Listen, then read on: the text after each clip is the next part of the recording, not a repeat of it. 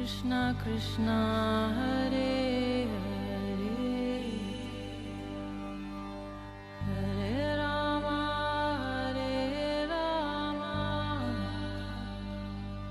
राम राम हरे हरे। नमस्कार, रेडियो मानव रचना 107.8 पर मैं हूं सरिता आपके साथ और शुरू हो चुका है कार्यक्रम आत्मदर्शन।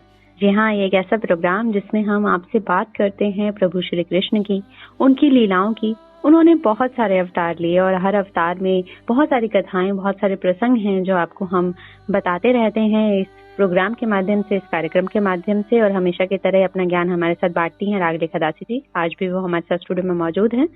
रणाश्रित योगाचार्य, चरणाश्रित योगाचार्य श्रीमद भक्ति वेदांत नारायण गोस्वामी जी की शिष्या रागलेखा दासी जी, आपका स्वागत है हमारे स्टूडियो में। हरे कृष्णा। रागलेखा दासी जी, आजकल कार्यक्रम आत्मदर्शन में हम बात कर रहे हैं भागवत पत्रिका के बारे में, जिसमें गुरुदेव हरि कथा का जिक्र चल रहा है और जिसमें आप हमें मद भक्तों के बारे में बता रही हैं। बहुत सारे ऐसे कथाएं आप हमें बता रही हैं, प्रसंग सुना रही हैं जिसमें मद भक्तों का वर्णन मिलता है। तो आज के इस प्रोग्राम में आप हमारे श्रोताओं के लिए कौन सी कथा, कौन सा प्रसंग सुनाने वाली हैं? जी, हम लोग काफी दिनों से एक यही श्लोक कर रहे थे, मनमना भव मद्भक्तो मद्याजी माम नमस्कुरु मामेव एष्यसि सत्यम ते परिप्रति जाने प्रियोस्मि। तो हमने मनमना भव के बारे में बात कर ली, मद भक्तों के बारे में बात कर ली, वह मद्या जी के बारे में चर्चा करेंगे। जी। तो मद्या जी का तात्पर्य है मेरा अर्चन करो। तो अब श्री कृष्ण अर्जुन को कह रहे हैं कि तुम युद्ध के उसमें खड़े हैं, बिगुल बज रहे हैं, तो कह रहे हैं मेरा अर्चन करो। तो अर्जुन कह रहे हैं मैं तो नहीं कर सकता। तो फिर लास्ट में कहेंगे अच्छा मुझे प्रणाम ही कर लो। तो अब अर्चन के करने वालों की निष्ठा कैसी होती है, इसके लिए एक अनुभव की बात बता रहे। मथुरा की घटना है कि अर्चन की निष्ठा तो साधारणतः संभव नहीं है, किंतु मद भक्तों भाव की निष्ठा से थोड़ी निम्न स्तर की है। इसलिए भगवान कहते हैं यदि बिलमंगल जैसा मेरा भक्त नहीं बन सकते हो तो मेरा अर्चन करो। घटना इस प्रकार की है कि मथुरा में एक बाबा रहते थे जो शालिग्राम शिला का निष्ठा पूर्वक अर्चन करते थे। अर्चन के विभिन्न अंगों का उन्हें पूर्ण ज्ञान नहीं था, किंतु जो कुछ करते निष्ठा पूर्वक करते थे। उन्होंने प्रतिज्ञा की थी कि प्रातः ब्रह्म मुहूर्त में यमुना स्नान कर यमुना जल से ही मैं शालिग्राम का अर्चन करूंगा। एक बार की बात है कि माघ महीने में अमावस्या की रात्रि थी, घनघोर अंधकार छाया हुआ था। उसी पर रात भर वर्षा होती रही और हवा के तेज झोंके चलते रहे। आकाश में तारों का ना होने के कारण उन्हें समय का ज्ञान नहीं हो पाया और वे प्रातः ब्रह्म मुहूर्त में से पहले ही उठकर यमुना स्नान के लिए चल पड़े। यमुना जी का पानी बर्फ की तरह ठंडा था। ठंड के मारे उनका बुरा हाल हो रहा था, तथापि अपने नियम की यमुना जी में स्नान किया और ठाकुर जी के लिए जल लिया।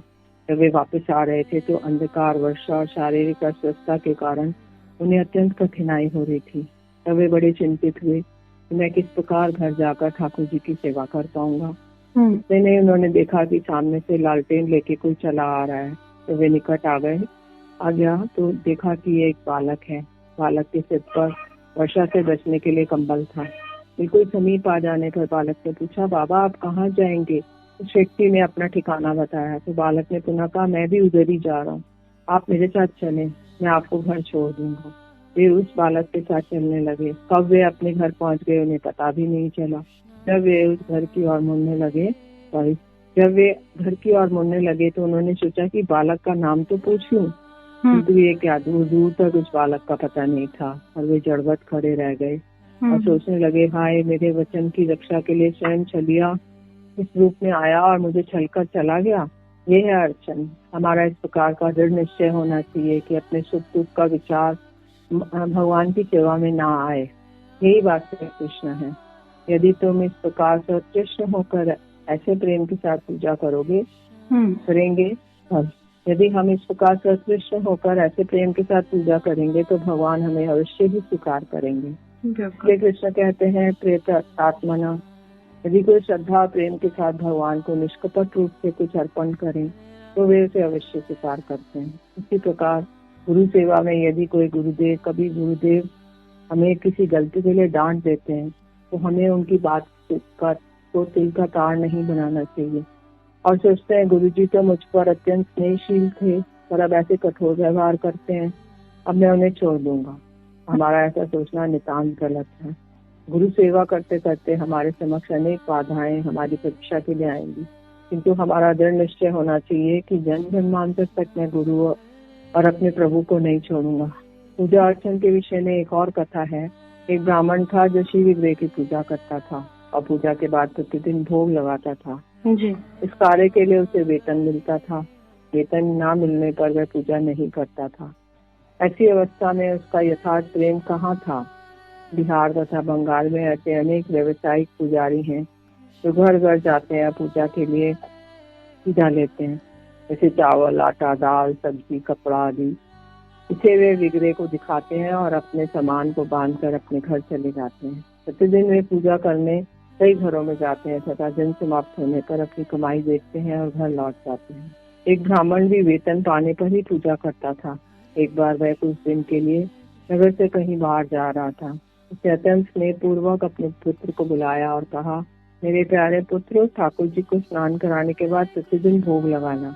उस बालक ने पूजा के विषय में अधिक कुछ सीखा नहीं था, किंतु उसने कहा, अच्छा आप जैसा कहते हैं मैं कर दूंगा।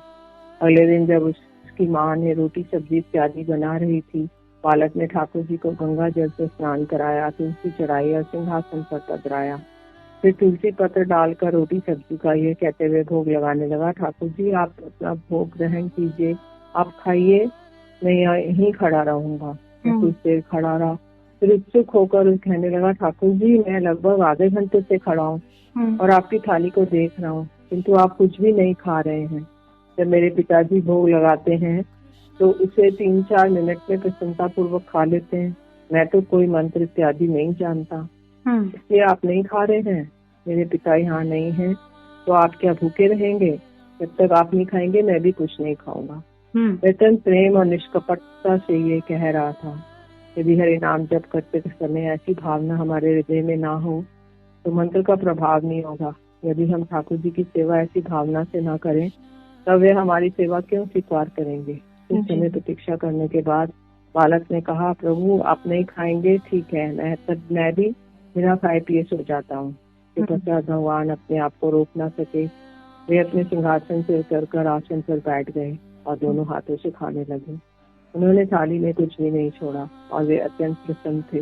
वह बालक खाली थाली को रसोई घर में वापस ले गया और कहने लगा, माँ भगवान ने भोजन कर लिया, मैं बड़ी कठिनाई से मैंने उनको भोजन कराया। बालक की माँ ने कहा, उन्होंने खा लिया, इससे तुम्हारा क्या अर्थ है? रोटी कहाँ गई, सब्जी कहाँ है? उन्होंने खा लिया, उन्होंने खा लिया, ये कैसे संभव है? अगले दिन बालक ने भगवान को पुनः उसी प्रकार भोजन लगाया। उसके अगले दिन ब्राह्मण घर वापस आ गया। उसकी पत्नी ने उससे कहा, पिछली 2 रातों से हम कोई बिना कुछ खाए पिए सो रहे हैं। क्यों? ब्राह्मण ने कहा, ठाकुर जी को जो अर्पण किया गया वे तभी खा गए। ठाकुर जी ने खा लिया, किस प्रकार? कुछ सोच विचार करने के बाद ब्राह्मण ने अपने पुत्र को बुलाया और कहा, हे प्रिय पुत्र, मुझे लगता है कोई चूहा आकर समस्त भोगों को खा लिया होगा। चूहे पुराने सिंहासन के नीचे अपना बिल बना लेते हैं और वहाँ आराम से रहते हैं। उन्हें भोजन भी आराम से मिल जाता है और साथ में दीपक का घी भी पीने को मिलता है। बालक ने हट करते हुए कहा, नहीं, ठाकुर जी ने ही सब खाया है। अच्छा, आज रात भी तुम ही भोग लगाना। रात जब उसका पुत्र भोग लगा रहा था, ब्राह्मण पास ही निश्चित किया और देखने लगा कि ठाकुर जी सचमुच में खाते हैं या नहीं। तो बालक ने कहा, प्रभु आप देरी क्यों कर रहे हैं? आज जल्दी आइए, भोजन ग्रहण कीजिए। किंतु ठाकुर जी अपने स्थान पर स्थित रहे। तब बालक ने कहा, प्रभु आप खा क्यों नहीं रहे हैं? आप शर्मा क्यों रहे हैं? क्या हो गया? मृदु आवाज आई, अब तुम्हारे पिता छिप कर देख रहे हैं, इसलिए मैं नहीं आऊंगा। बालक ने कहा, क्यों? आप अवश्य आइए और भोग ग्रहण कीजिए। अगर आप नहीं आएंगे तो मैं बहुत दुखी हो जाऊंगा। ठाकुर जी ने कहा, जाओ और अपने पिताजी को स्पर्श करके आओ। बालक ने वैसे ही किया। उसी समय बालक के कुछ भाव उसके पिता के अंदर भी प्रकाशित हो गए। उसके बाद ब्राह्मण ने देखा कि ठाकुर जी सचमुच ही भोग ग्रहण कर रहे हैं। पूजा करने के लिए यही भावना आवश्यक है। यदि ऐसी भावना और श्रद्धा ना हो तो पूजा करने का अधिकार नहीं आएगा। जी, श्रद्धा और भावना जो है वो प्रभु बिल्कुल ही स्वतः ही हमारे साथ जुड़ जाते हैं अगर हमारी भावना, हमारी श्रद्धा सच्ची होती है। और इस बालक का जो प्रसंग हमने अभी जाना, कितना खूबसूरत ये प्रसंग था कि भोग लगाने पर ठाकुर जी, प्रभु श्री कृष्ण जी स्वयं भोग लगाते हैं। और देखिए, जिनके साथ हम रहते हैं, अगर हम प्रभु भक्तों की संगत करेंगे तो उनके भाव भी हमारे भावों के साथ जुड़ जाएंगे और हम भी प्रभु को पहचान पाएंगे कि प्रभु को पाना, भक्ति ही एक मार्ग है और कोई मार्ग नहीं है प्रभु को पाने का। ऐसे और भी प्रसंग जानेंगे अगले कदासी जी से, लेकिन एक छोटे से ब्रेक के बाद सुनते हैं एक प्यारे से भजन, फिर लौट कर आते हैं। आप जुड़े रहिए रेडियो मानव रचना 107.8 के साथ। कार्यक्रम है Atmadarshan. Feel good, feel live. गुरुदेव कृपा करके मुझको अपना लेना। गुरुदेव कृपा करके मुझको अपना लेना।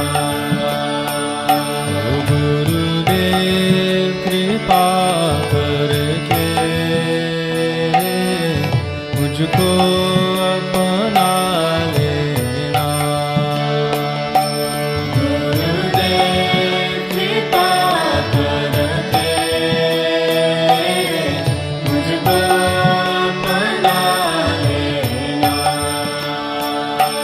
मेरी शरण परा तेरी, चरणों में जगा देना। मेरी शरण परा तेरी, चरणों में जगा देना। चरणों में जगा देना। चरणों में जगा देना। गुरुदेव कृपा करके मुझको अपना लेना। गुरुदेव कृपा करके मुझको अपना लेना। करुणा निधि नाम तेरा, करुणा बरसावो तुम। करुणा निधि नाम तेरा, करुणा बरसावो तुम। सोए हुए भाग्यों को हे नाथ जगाओ तुम। सोए हुए भाग्यों को हे नाथ जगाओ तुम। हे नाथ जगाओ तुम। हे नाथ जगाओ तुम। मेरी नाव भंवर डोले, उसे पार लगा देना। मेरी नाव भंवर डोले, उसे पार लगा देना। गुरुदेव कृपा करके मुझको अपना लेना। गुरुदेव कृपा करके मुझको अपना लेना। तुम सुख के सागर हो, भक्ति के सहारे हो। तुम सुख के सागर हो, भक्ति के सहारे हो। मेरे मन में समाये हो, मुझे प्राणों से प्यारे हो।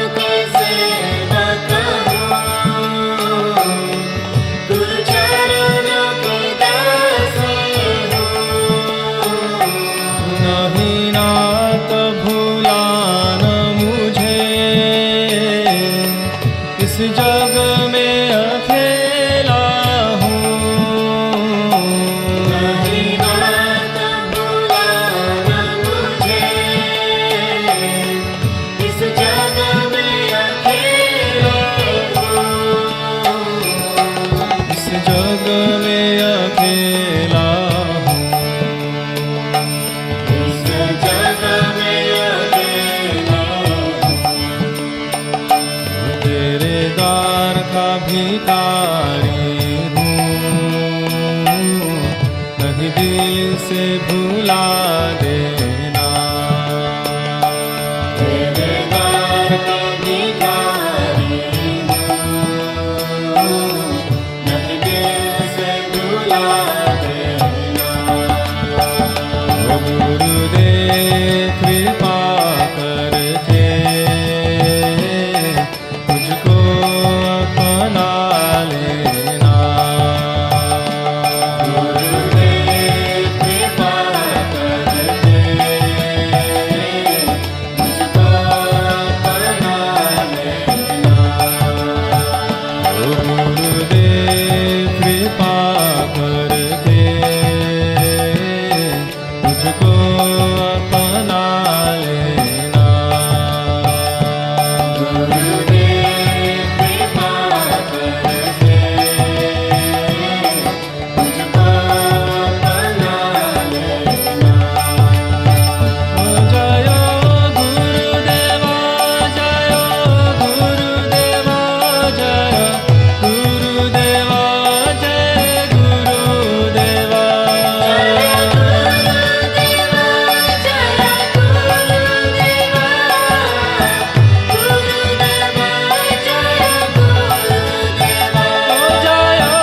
गुरुदेवा जय गुरुदेवा जय गुरुदेवा जय गुरुदेवा।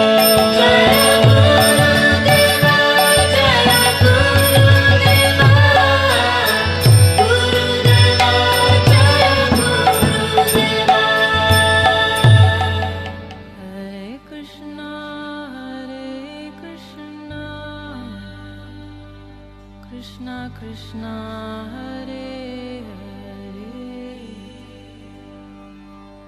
Hare Rama,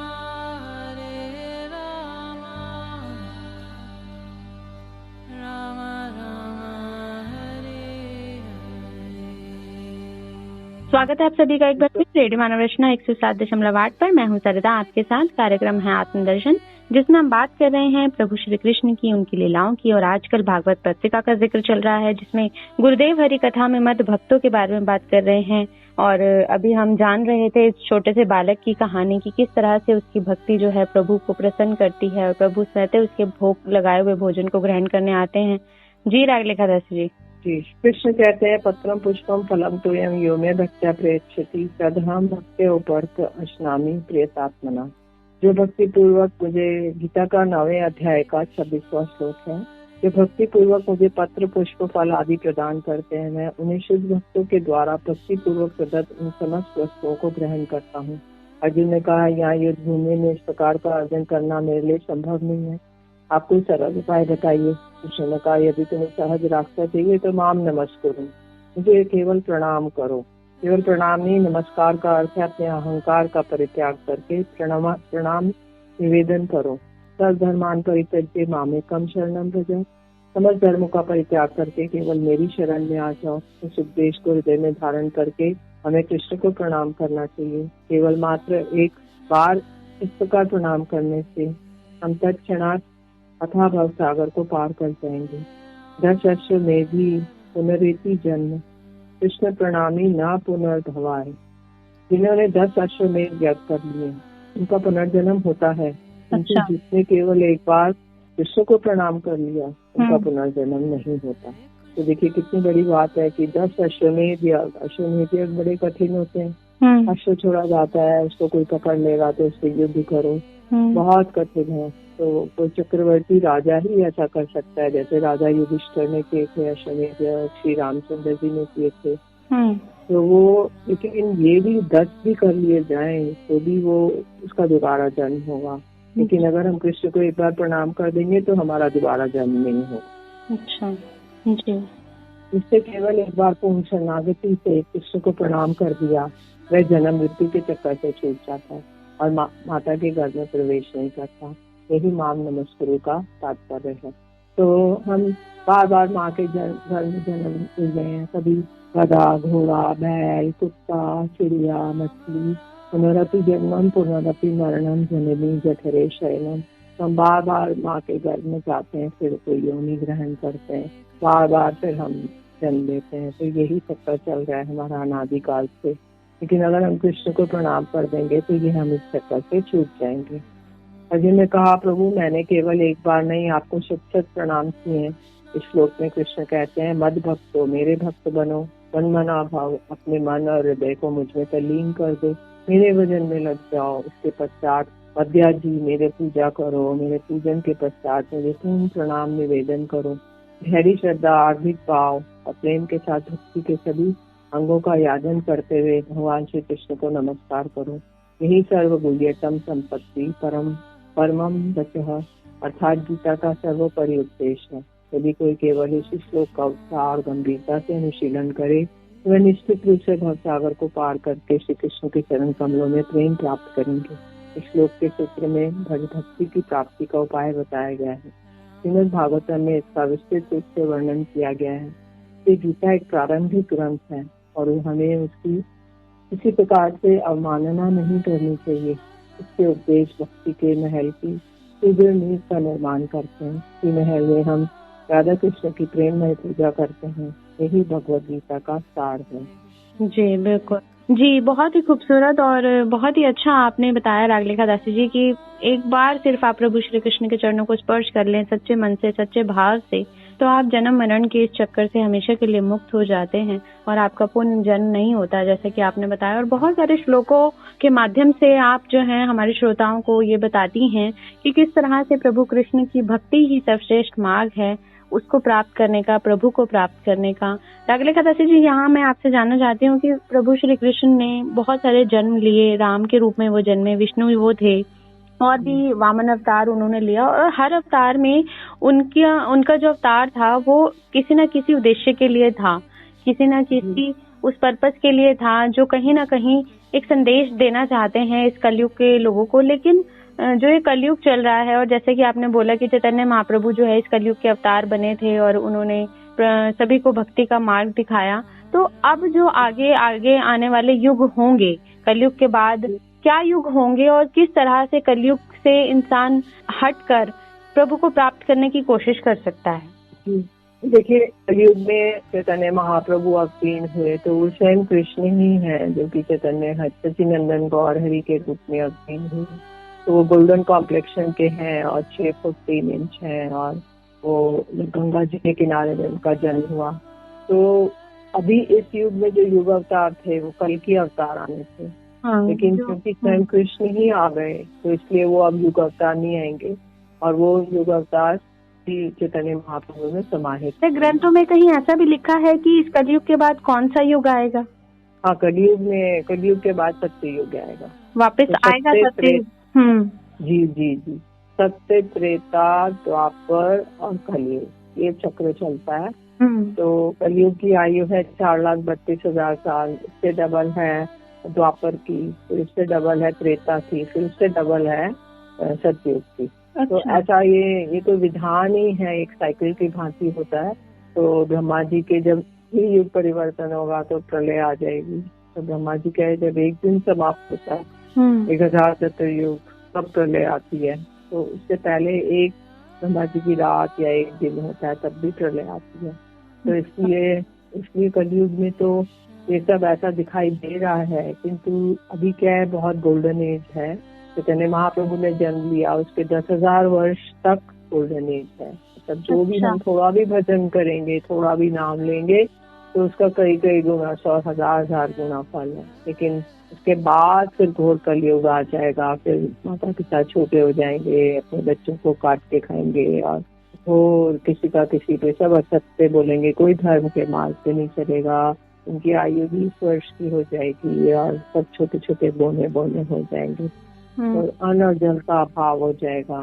इसलिए घोर कलयुग आने से पहले ही हम इस गोल्डन एज में भगवान का नाम करके और अपने जन्म को सार्थक बना लें। तो इस नाम करने में कुछ भी नहीं लागत है, ना हमें तन मन धन, हमें खाते पीते सोते बैठते उठते जागते ठीकते से चलते टॉयलेट में शमशान में कहीं पे भी इसे पवित्र अवस्था में भगवान के नाम को हरे कृष्णा कृष्णा कृष्णा हरे हरे, हरे राम राम राम हरे हरे नाम को सदैव जप करना चाहिए।